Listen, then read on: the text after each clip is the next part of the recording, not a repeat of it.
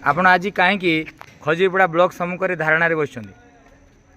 आम सरकार आगर जो पूर्व सरकार थे सी आमको ठीक भाव में दरमा दौले किंतु जो नुआ सरकार आमर आसिले सी आम गोटे परफॉर्मेंस बोनस हिसाब से गोटे दरमा गोटे माने चिठी देले जे परफॉर्मेंस बोनस हिसाब से जदि आम दरमा नेबू ताहले सी काम जी आमको मासक दौरान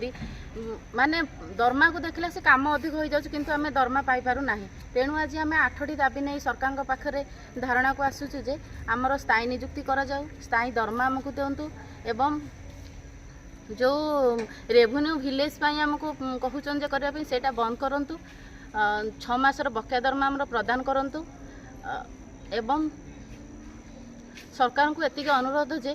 गोटे मजूरिया जदि दिन को काम करने को जाए सी तार ठीक परिश्रम पाई जाए किंतु आमर एमती गोटे चाकरी जे आम दिन को सेतिक काम कले आम दिन हिसाब रे हो कि मास हिसाब रे हो सेतिक दरमा पाई पारु नाही।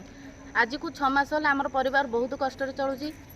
एमती कि छुआ पिला पाठ पढ़ापी ट्यूशन फीस देवाई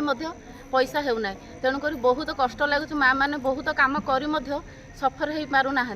तेणुक सार पाखे एति मोर सरकार पाखे अनुरोध जे माँ मानकर दुख शुणु एवं बकाया दरमा सहित स्थायी नियुक्ति स्थायी दरमा आमर प्रदान करूँ।